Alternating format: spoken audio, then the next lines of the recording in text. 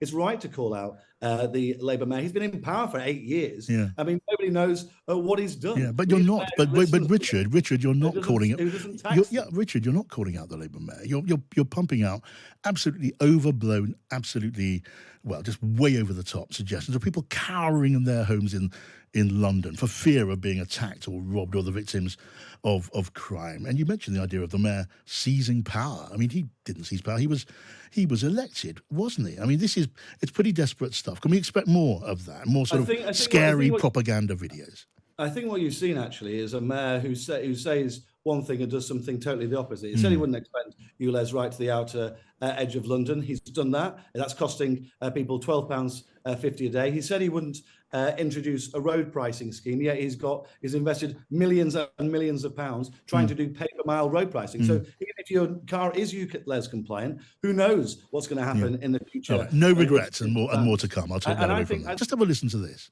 In the depths of these narrow passageways tread squads of ULEZ enforcers dressed in black, faces covered with masks, terrorizing communities at the beck and call of their Labour mayor master, who's implemented attacks on driving, forcing people to stay inside or go on. Well, that's probably enough of that for now. What on earth? Well, thank you for repeating our clear campaign. No, please. You're very welcome. Exactly what he has done. Is that the idea then? Was that the idea, Richard, to shock us with such an absurdly over-the-top video that we're talking about? Is that what you've now come to? Look, John, for you, it might seem absurdly over the top. For many people, if you're a nurse doing a night shift, paying 25 quid to get into work, that's probably not over the top. If you're somebody who's been a victim of knife crime in our capital, if we took London out of the national statistics, knife crime would have fallen. With London in it, knife crime looks like it's gone up. But that's because of what's happening in London with a Labour mayor who's not getting control of things, with who's spending £6.5 million renaming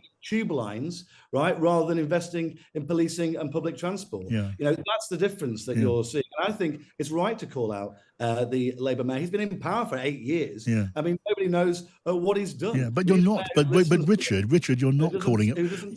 Richard, you're not calling out the Labour mayor. You're pumping out absolutely overblown, absolutely, well, just way over the top suggestions of people cowering in their homes in London for fear of being attacked or robbed, or the victims of crime. And you mentioned the idea of the mayor seizing power. I mean, he didn't seize power. He was elected, wasn't he? I mean, it's pretty desperate stuff. Can we expect more of that? More sort of scary propaganda videos?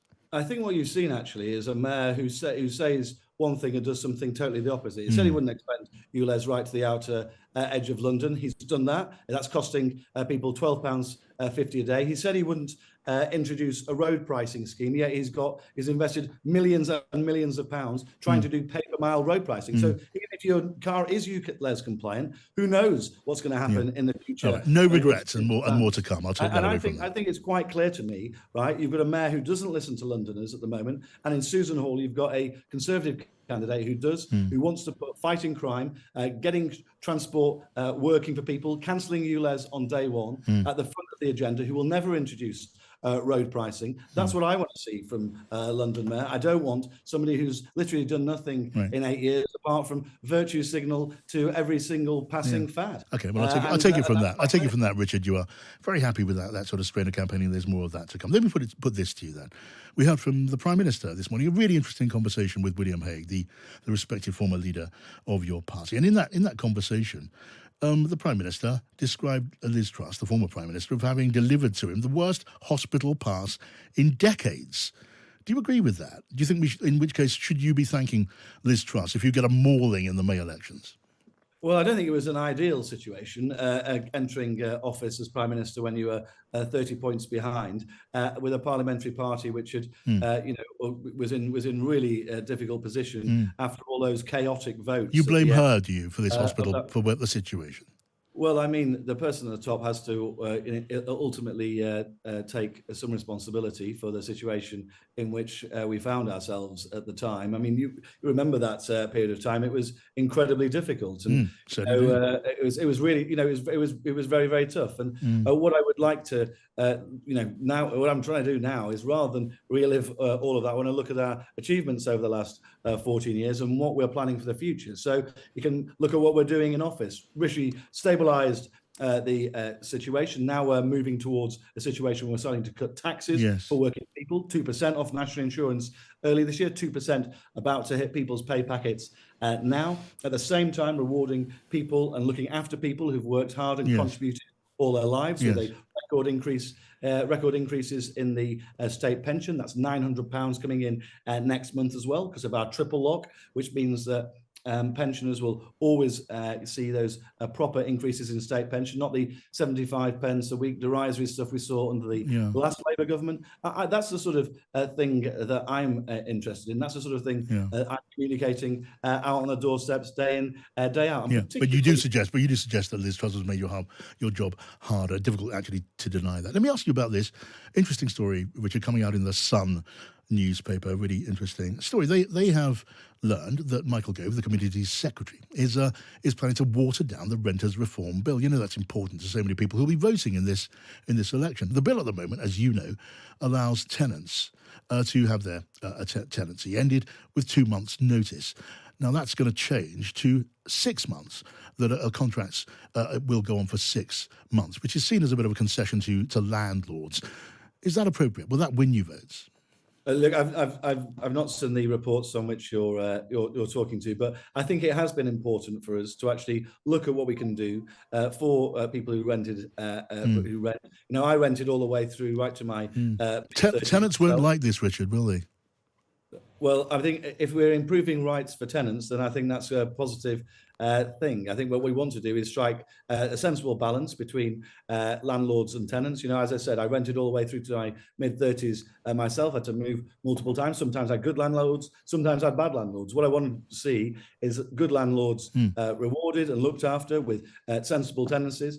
People also have bad tenants as well, so there's always a need to be able to remove those people too. But it's about striking the right balance. And I'm sure that whatever Michael's doing will ensure we've got legislation which does exactly that. Because I don't think preventing tenants from ending a contract inside 6 months, that also is a diminution of what tenants can do, and they won't like that. Okay, I want to get one more. At the moment, I think if you sign a contract, then you're stuck with it. You know, I think that's. And so obviously, if there's a situation in which people's situation changes, then as a degree of greater flexibility in that, which looks like was what's being proposed, is a sensible step in the right direction, I think. Right. Now, look, I mean, you obviously went across all the details of that, and I can appreciate that, but appreciate your comment too. What you do know a lot about is campaigns and how much they cost.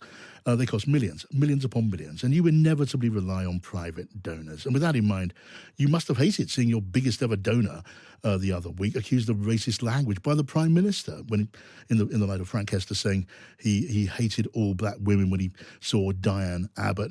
It's fair, is it, nonetheless, as party chairman, to say you would welcome still whatever money Frank Hester wants to hand you today or any day. That's just a clear statement on that, if you could.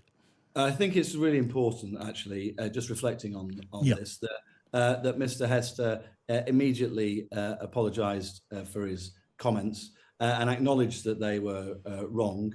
And when people do make mistakes and do apologise, I think it's right that we accept that. Look, I don't know whether the Labour Party has handed back money to I think hundreds of members it's had to expel over the years for anti-Semitism. I have no idea whether it's done that. I have no idea whether Labour's happy to have that in, even those people didn't accept that they made mistakes. Right? And I have no idea. I have no idea whether what the Labour Party's view is of taking £12 million from the GM, I think it's the GMB union, who have found institutional problems within them regarding discrimination against women. And I really look forward to hearing you quizzing the Labour leader and the Labour chair on whether or not they'll be still taking money from some of these incredibly large unions, which they've taken over the years as well. Yeah, well, I'm sure they will. I'm sure they will, because that's where they stand.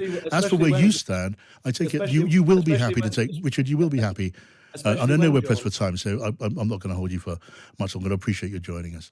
You will be happy to take more millions from Frank Hester as and when he is prepared to write the cheque. That's a yes or a no, isn't it? What I've said is that when people accept that they've made a mistake, make a fulsome apology for that, I think it's right to accept that. Yeah. Now, it's quite clear with donations into the Labour Party, which have never been returned, that that is not the case with the position they're in. And I think that puts us in quite different positions between where we are as a Conservative Party and where the Labour Party sit at the moment. Okay, I would love to carry on the conversation. It's good to talk to you, but thank you for coming on Drive this afternoon. Richard Holden there, the chair of the Conservative Party.